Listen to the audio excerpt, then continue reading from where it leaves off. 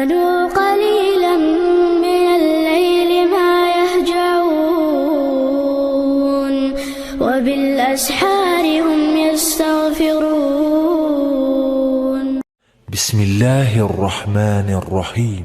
الله نور السماوات والأرض، مثل نوره كمشكاة فيها مصباح، المصباح في زجاجة، الزجاجة كأنها كوكب دري يوقد من شجرة مباركة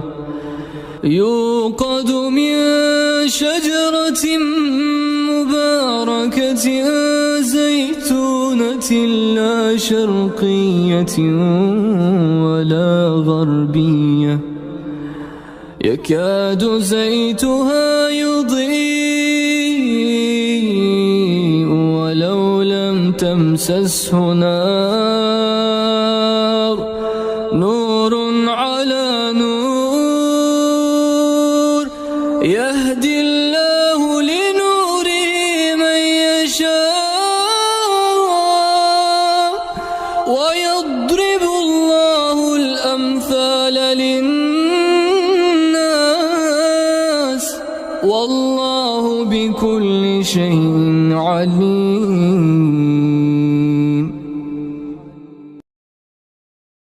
نور على نور، يهدي الله لنوره من يشاء ويضرب الله الأمثال للناس، والله بكل شيء عليم. في بيوت أذن الله أن ترفع ويذكر فيها اسمه يسبح له فيها بالغدو والآصال رجال لا تلهيهم تجارة ولا بيع عن ذكر الله وإقام الصلاة وإيتاء الزكاة، يخافون يوما تتقلب فيه القلوب والأبصار، ليجزيهم الله أحسن ما عملوا ويزيدهم من فضله، والله يرزق من يشاء بغير حساب. أإذا كنا عظاما نخرة قالوا تلك إذا كرة خاسرة، فإنما هي زجرة واحدة فإذا هم بالساهرة. هل أتاك حديث موسى إذ ناداه ربه بالوادي المقدس طوى، اذهب إلى فرعون إنه طغى، فقل هل لك إلى أن تزكى وأهديك إلى ربك فتخشى، فأراه الآية الكبرى فكذب وعصى ثم أدبر يسعى، فحشر فنادى فقال أنا ربكم الأعلى، فأخذه الله نكال الآخرة والأولى.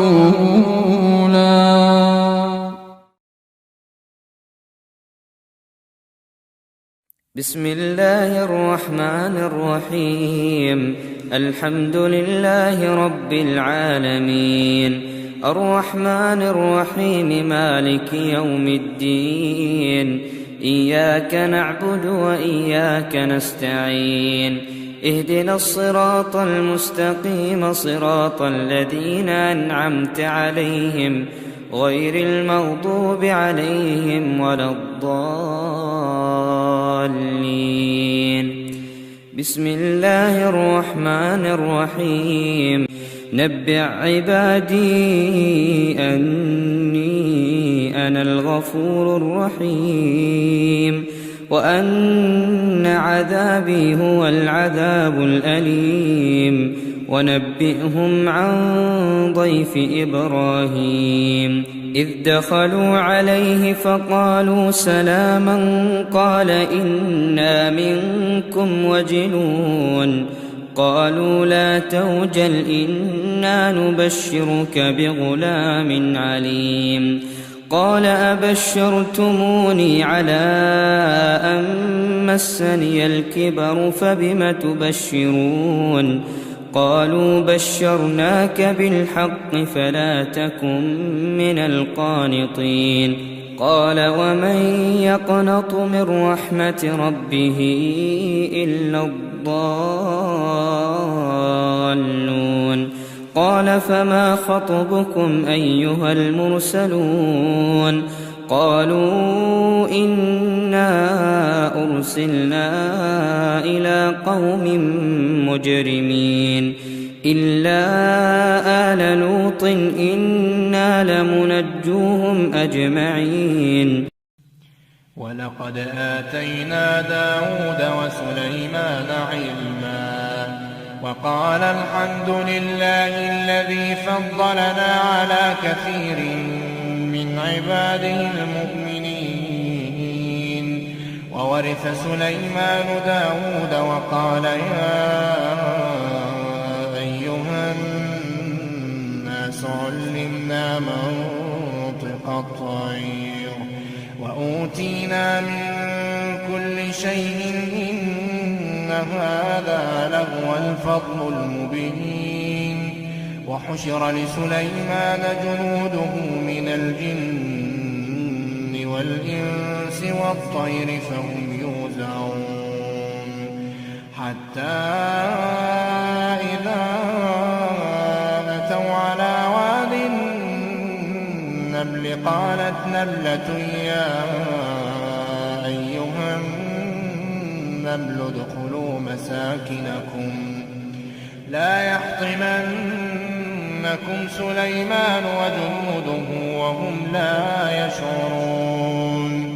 فتبسم ضاحكا من قولها وقال رب أوزعني أن أشكر نعمتك التي أنعمت علي وعلى والدي وأن أعمل صالحا ترضاه وأدخلني برحمتك في عبادك الصالحين. وتفقد الطير فقال ما لي لا أرى الهدهد أم كان من الغائبين لأعذبنه عذابا شديدا أو لأذبحنه أو ليأتيني بسلطان مبين. فمكث غير بعيد فقال أحطت بما لم تحط به وجئتك من سبأ بنبأ يقين.